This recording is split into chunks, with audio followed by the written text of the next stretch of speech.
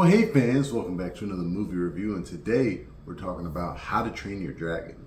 So, How to Train Your Dragon is a fantasy adventure film directed by Dean DeBlois, starring Mason Thames, Nico Parker, Nick Frost, Gerard Butler, and many other names. And it follows this young Viking named Hiccup who befriends a dragon he intentionally means to kill.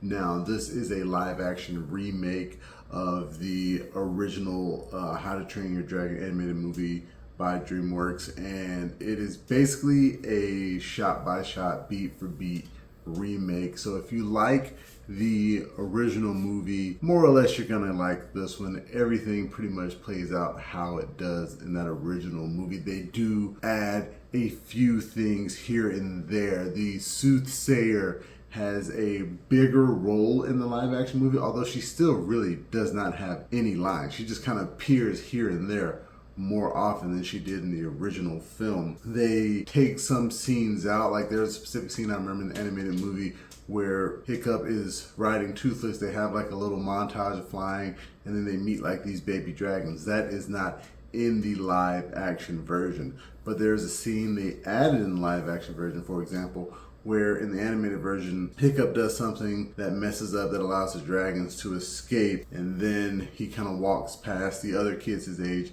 One person says something and that scene is over. In the movie, each of them have a line to say, and it feels kind of like Dean DeBlois wanted to give the actors more to do. And it was a little bit weird in that scene specifically because each line that the kids it really sounded like they were reading off a line. It's like, it's your turn to talk. Now it's your turn to talk. Now it's your turn to talk. It did not feel fluid or organic. It definitely felt like they were trying to extend that scene.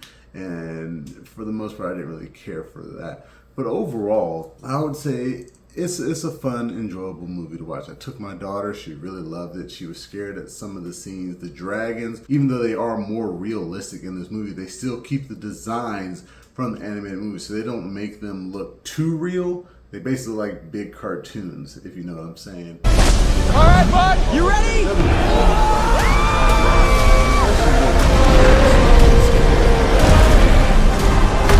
Early 20s, maybe late teens. So they definitely look slightly too old for the roles. They still look pretty young. I'm not saying they don't look young, but they definitely cast up. So if this movie does well, and they do How to Train Your Dragon 2, How to Train Your Dragon: The Hidden World, both of those in live action, these actors, it'll be easier to make it look like they aged. So I think that was the plot there. And speaking of the actors, they were fine. Mason Thames as Hiccup, he did a good job. Nico Parker as Astrid, I thought she did a good job. You know, there's this hullabaloo online about the fact that Astrid was a normal Scandinavian looking girl, blonde hair, blue eyes. Nico Parker is a quarter black. Her mom is Tandiwe Newton, and people up in arms about casting a black person in this movie. But it is very well described as a fantasy, and they even another scene they extended in this movie is where Stoick, once again played by Gerard Butler, is talking to the clan and talks about how some members came from the coast of Africa, some members came from the shores of Asia,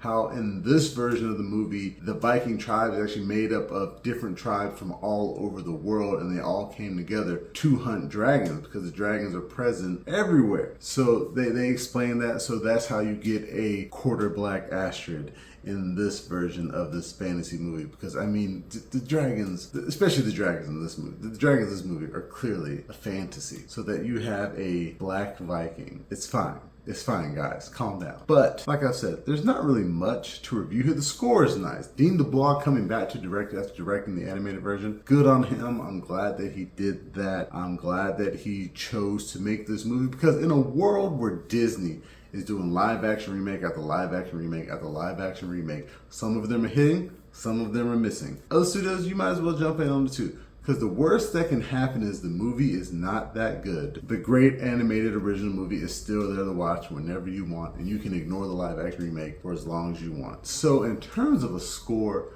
I'm gonna give How to Train Your Dragon a solid 6.5 out of 10. I think I would give the original movie a much higher score, probably like somewhere around like an 8, because of how much I enjoyed it and how much I enjoy animation. Of course, live action doesn't quite hit the same emotions for me. My daughter hit him a lot more, but I'm fine that they made this movie. I have no issue with it. I want to thank you guys again for joining me for this movie review. Remember, you can find the full review on YouTube and the website, flipfrogllc.com/flicksfrog. Remember, you can find us on Facebook, Instagram, Twitter, and Reddit. And please, pretty please, make sure that you like, share, and subscribe. And until next time, I'll be seeing you.